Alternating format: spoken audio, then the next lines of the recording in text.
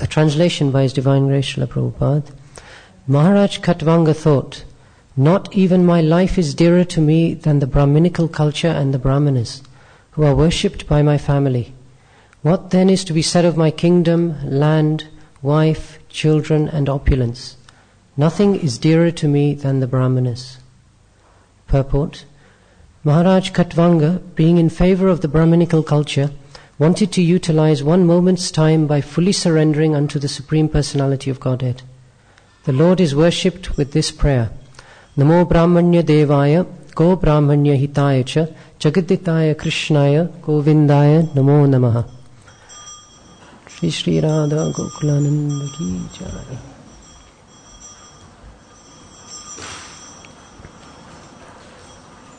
I offer my respectful obeisances unto the Supreme Absolute Truth Krishna, who is the well-wisher of the cows and the Brahmanas, as well as the living entities in general. I offer my repeated obeisances to Govinda, who is the pleasure reservoir for all the senses. A devotee of Krishna is very much attached to Brahminical culture. Indeed, an expert personality who knows who Krishna is and what he wants is a real Brahmana. Brahma Janatiti Brahmana. Krishna is the Parabrahman, and therefore all Krishna-conscious persons or devotees of Krishna are exalted Brahmanas.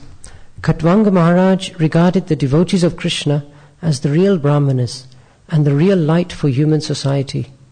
One who desires to advance in Krishna consciousness and spiritual understanding must give the utmost importance to Brahminical culture and must understand Krishna, Krishnaya Govindaya. Then his life will be successful. Srila Prabhupada Ki.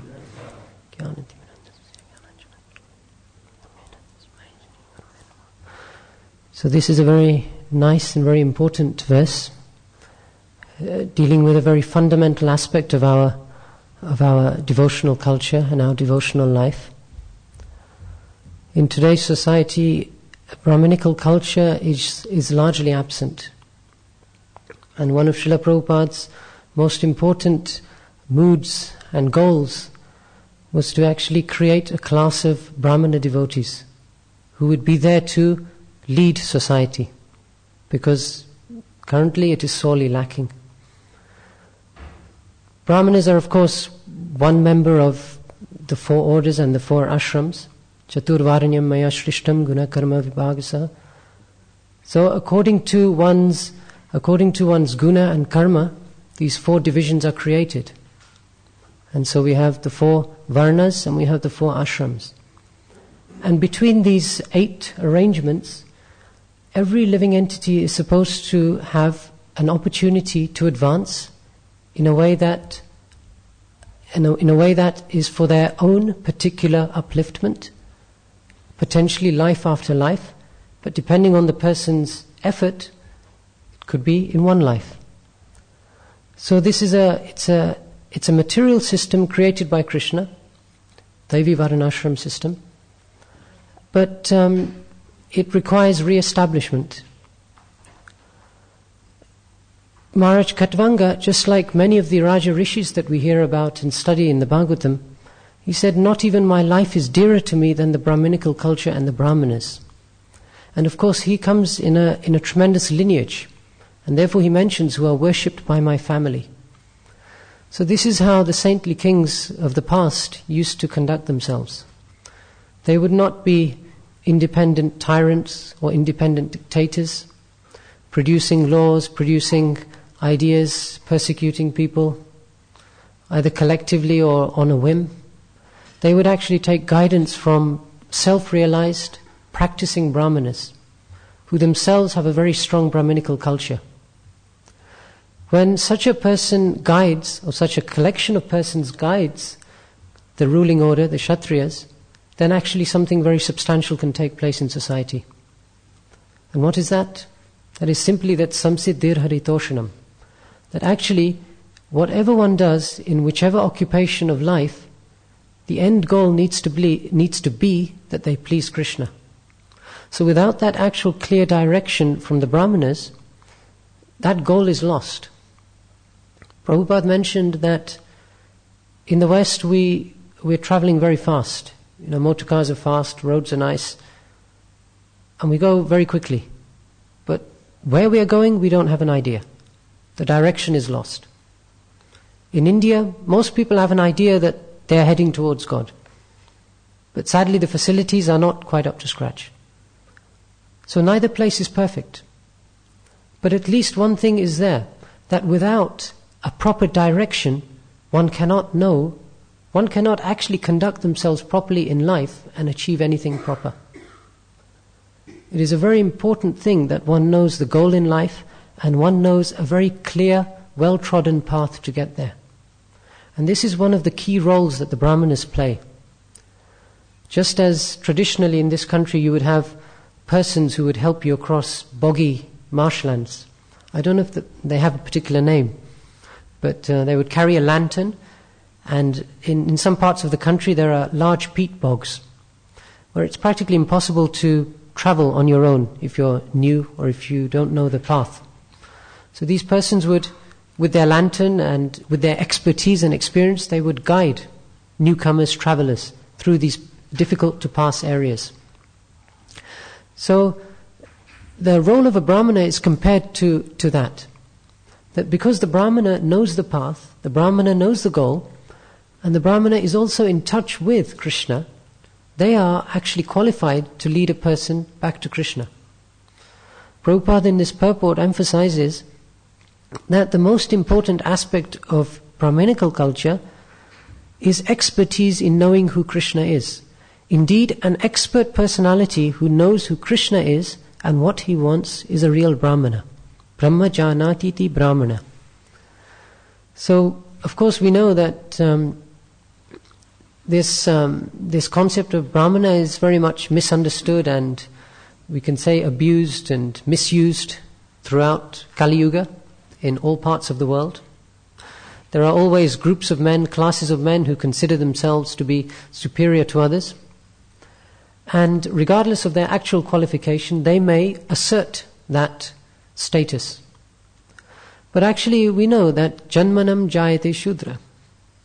Prabhupada would quote this verse many times, that by birth alone, one is actually a Shudra. And then simply by engaging in samskaret bhaved dvija, one actually becomes twice born, one becomes a dvija. So the samskars are very important. Now, of course, taking a Brahminical birth is very, very fortunate, because then it is more than likely that you will do the samskars. And it is more than likely that there will be a culture and a supportive culture that will allow that to come about. So sometimes in our discussions, in our preaching, we also go the other extreme. That these traditions are actually of no value. But that is also incorrect. Here Maharaj Khatvanga is very clearly glorifying his family lineage. How it is that all the members of his family used to worship the Brahmanas. So that is clearly something that he is accustomed to since birth, by training. And so, whereas a particular birth will give a person a particular opportunity, then subsequent samskars, actions, behavior, karma, actions, will actually determine how that person is actually situated.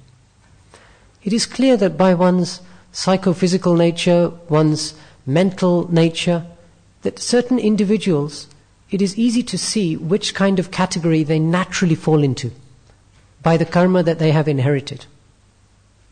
We all know how individuals come into this world.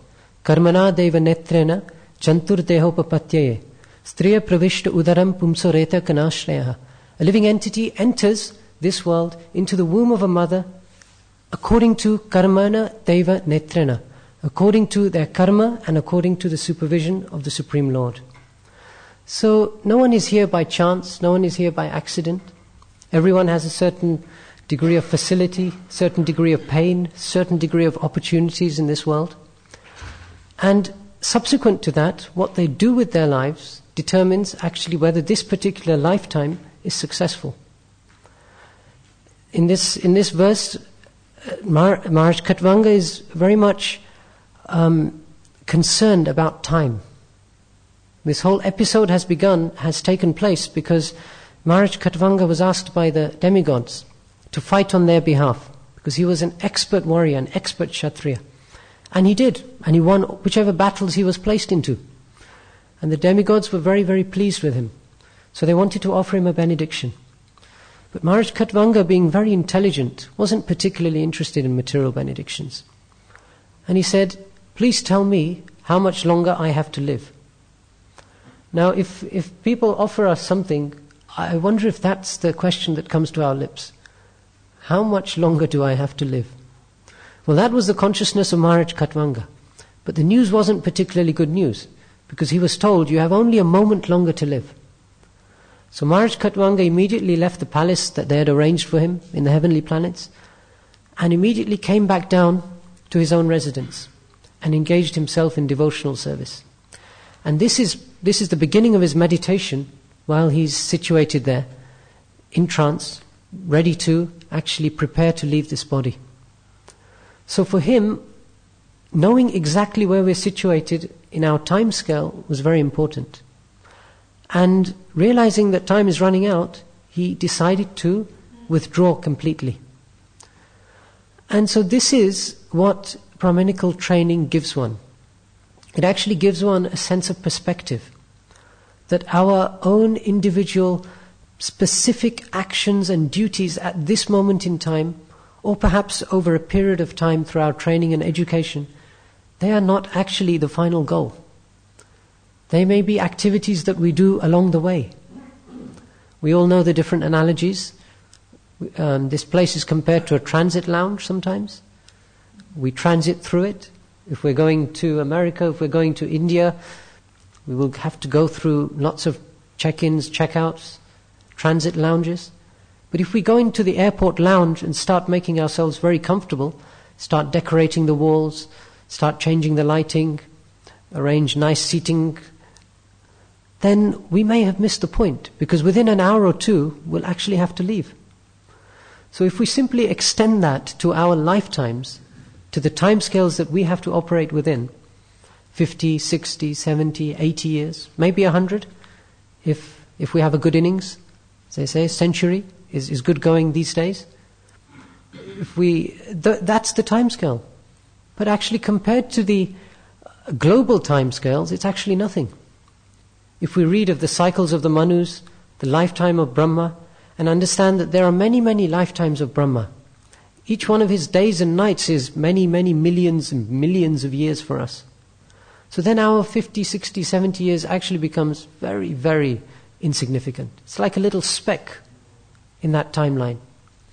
So Maharaj Khatvanga clearly understood this due to training since birth.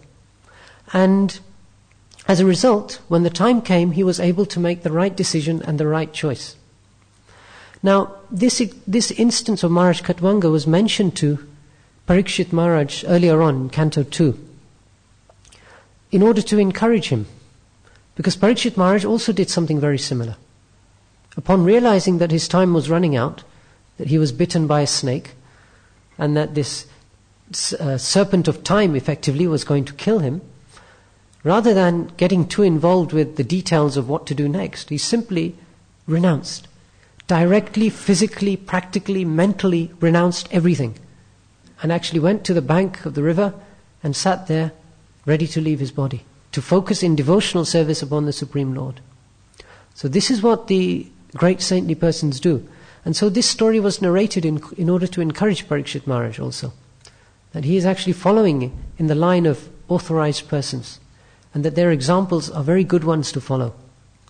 We also see actually all individuals, all Kshatriyas are supposed to do this. They're not supposed to remain attached to their kingdom, to their comforts, to their situation.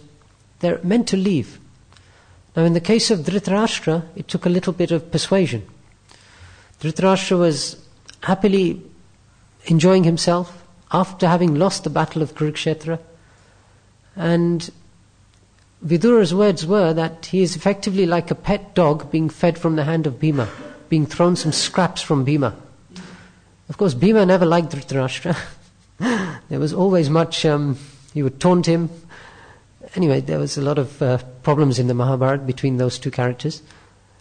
So Dhritarashtra was there. Yudhishthira Maharaj maintained him thoroughly, even though he was responsible for the entire battle. Yet Vidura at a certain point had to go to Dhritarashtra and point out to him that your time is running out. Your hearing has gone. You can't speak properly. Your teeth are falling out. You can hardly eat. Don't just hang around here in this comfortable situation. Do something with yourself and actually make your life perfect. And those very strong words which he used were actually what it took for Dhritarashtra to one evening or one night just to get up and go to the forest. And then Gandhari went with him and they both achieved perfection. So this is actually a trait of the Kshatriyas. We saw that the Pandavas did the same. They didn't hang around in their kingdom after they knew Lord Krishna had left the world. They travelled to the northern directions and they engaged in austerities and eventually left. So this is a lifestyle which sometimes we need to be reminded, because actually, at least for myself in my current state, we tend to think that time is everlasting. I can't see anything wrong about to happen. No one's told me that the snake bird is going to bite me. No one has told me I only have a moment to live. I can just carry on and let the Lord take care of everything. Well, the second part is okay. Let the Lord take care of everything. But the first part isn't. So we have to actually have an idea, as Prahlad Maharaj says, that every moment should be engaged in service to Krishna, and every moment should be engaged in doing doing the right thing for our ultimate welfare. This is what distinguishes persons who are members of a progressive culture and those who are not. Members of a progressive culture led by Brahmanas think, what can I do for the future, for my ultimate long-lasting satisfaction and happiness? They do not think so much, what can I do to make myself happy in this moment in time?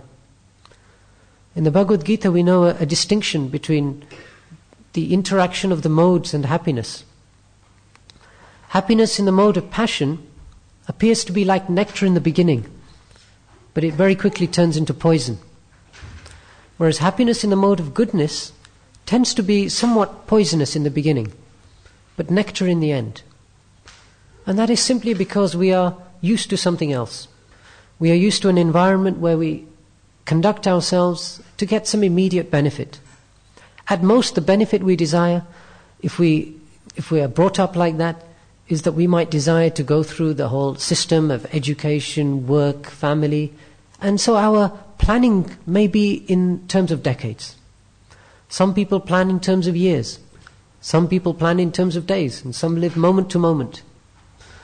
So different people will achieve different results.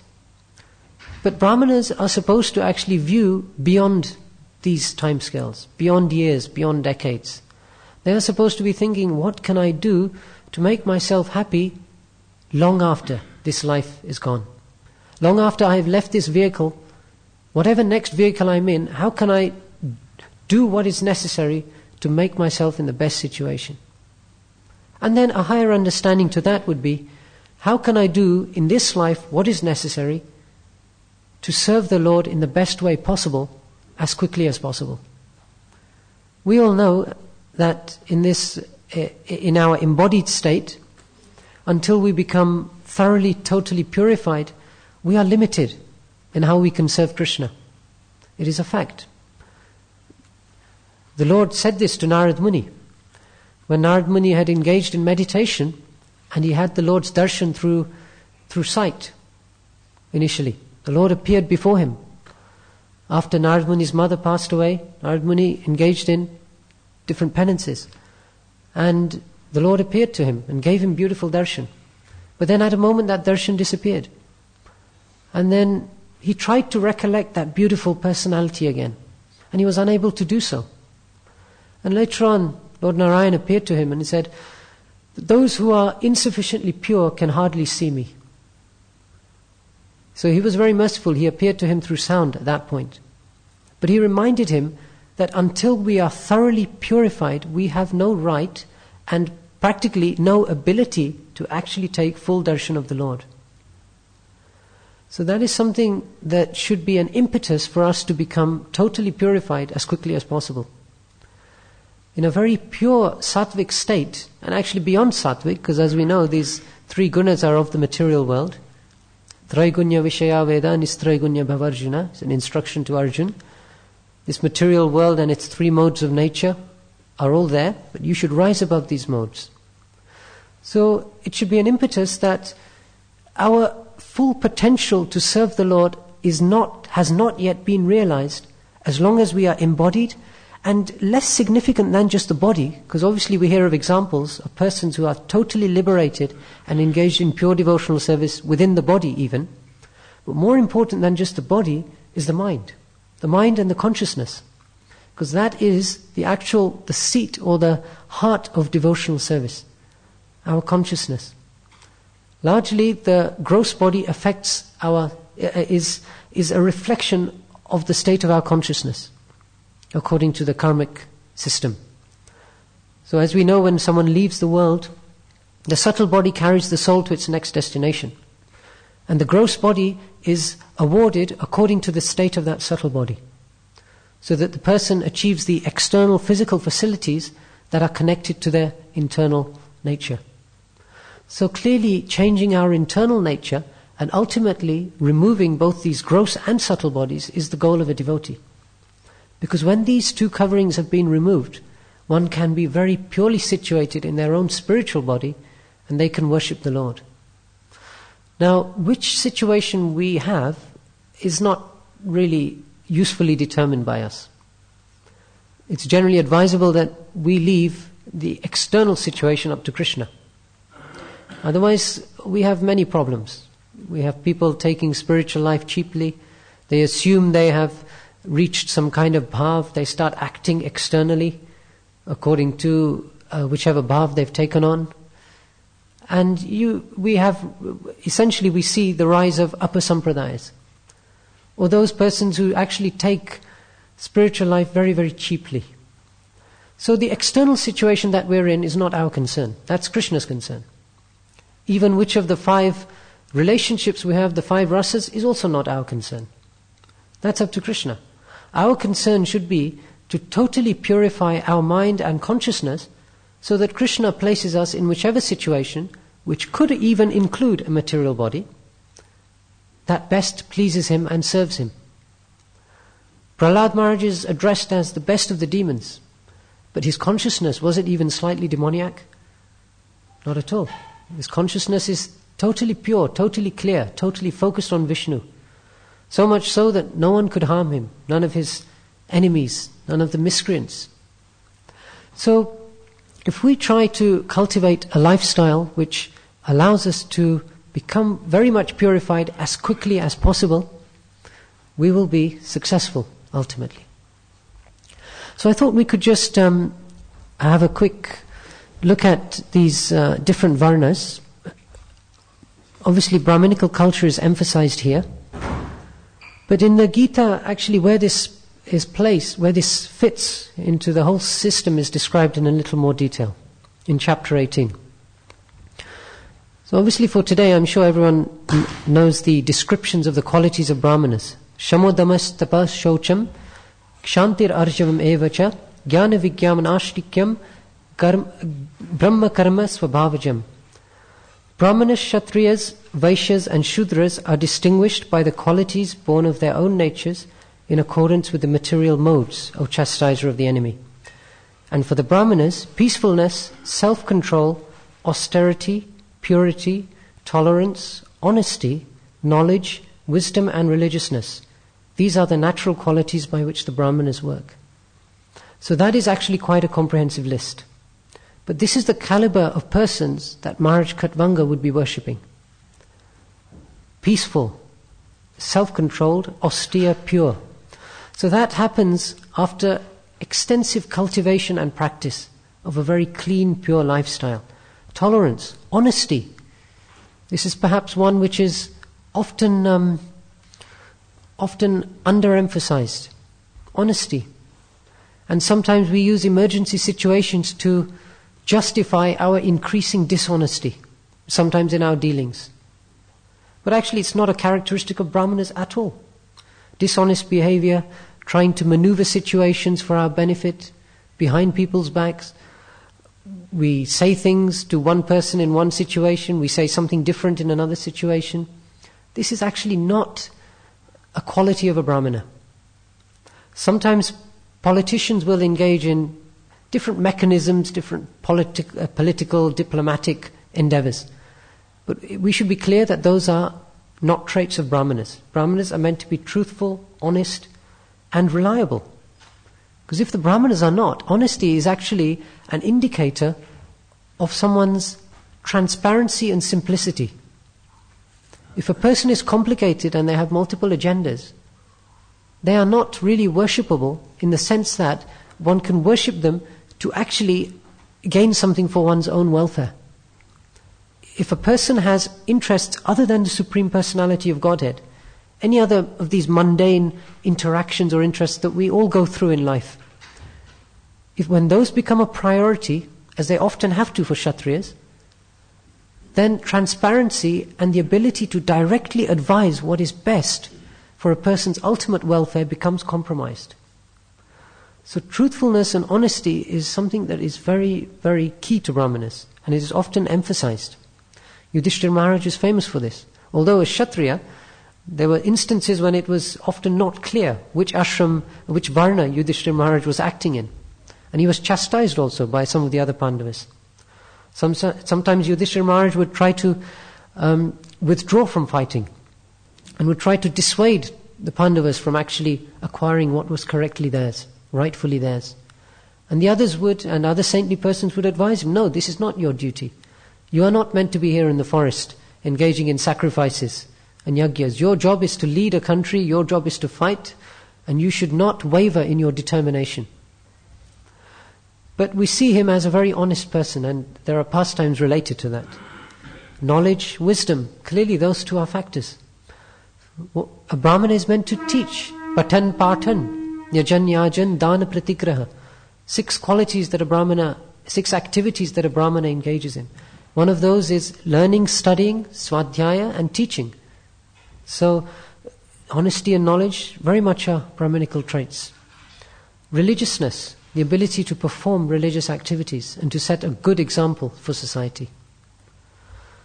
So then moving on to Kshatriyas, some traits of Kshatriyas: heroism, power, determination, resourcefulness, courage in battle, generosity and leadership. Shri Shri Radha Gokulananda ki jai. So I'll repeat those again. Heroism, power, determination, resourcefulness, courage in battle, generosity and leadership. Those are traits of a Kshatriya. Sadly, just as the Brahmanas are lacking in today's Kali Yuga, these type of Kshatriyas are also very much lacking. Heroism, one is meant to perform heroic deeds in order to directly command the respect of people. This aspect is often sidelined in today's world. We often demand positions, we often demand titles, we often demand respect. But it's simply due to a lack of ability to command it. Prabhupada naturally commanded respect. It wasn't that he had to establish formalities in order to get that respect. That came later as part of a system. But it's natural. By performing heroic deeds, one commands respect. Power. Power comes naturally. Kshatriyas are meant to wield power. They're meant to be able to fully exercise that power. The weaponry Arjuna had, the weaponry the Pandavas had, even the Kurus, that weaponry is very substantial. They're meant to have that power, and they're meant to have the consciousness to deal with that power. Determination, resourcefulness, and courage. Courage is also very much required and often lacking. A real Kshatriya does not hide behind others. A real Kshatriya does not keep quiet when they need to speak up. A real Kshatriya is prepared to stand for what is right, and they're prepared to actually protect those who are under their care. And in essence, Kshatriyas are meant to protect everyone, starting with the Brahmanas. That is a specific relationship between Kshatriyas and Brahmanas. That Kshatriyas are meant to especially protect Brahmanas, and the Brahmanas are meant to especially protect Kshatriyas through vidhis, through yagyas, and through knowledge and instruction. They have a very substantial duty to inspire the ruling class. So generosity and leadership. So leadership is a natural quality of Kshatriyas. Then Vaishyas. Of course we know this verse, Krishi Gorakshya Vanijam. Farming, cow protection, and business are the natural work for the Vaishyas. And for the Shudras there is labor and service to others. So farming and cow protection and related trade are wholesome activities for Vaishyas.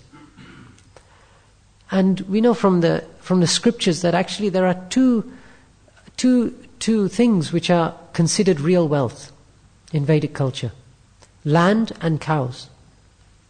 Those are actually considered elements of real wealth. So therefore, when Kshatriyas would give charity, when they would give charity to Brahmanas, as all of these Raja Rishis would do, they would predominantly give land and cows. Vamandev, he was given land, right? By Bali Maharaj. He wanted a little bit of land, 3 steps of land. Well, we know which direction that went. But giving land and cows is actually, because those 2 items are considered real valuable items. So cow protection naturally leads to subsidiary trade. When cows are protected, they farm the land, they produce crops, they supply milk products. They create a whole society where a whole range of people can come together and actually flourish, each with their individual trades. And then those products that they make, they can be sold as business. But these days, most of the business that takes place is not based upon these fundamental raw ingredients of land and cows and cultivation and subsidiaries like cloth, etc. So individuals in Kali Yuga come up with increasingly demoniac items to produce and to sell as business. They may seem to be very nice, helpful items, but somewhere along the line there's a big catch. And the big catch is often for someone else, not the person who made the item or who sold the item. Every invention that is made has some consequence. Someone mentioned something very funny to me the other day. It's slightly tongue-in-cheek. They mentioned that we create refrigerators and air conditioning units. But the consequence of that fridge, although it's meant to keep us cool, it's meant to cool down the room, it leads to global warming. So while we've made our own rooms locally cool, we've actually done something else which is problematic for the rest of the world because of the different chemicals, etc., that are used.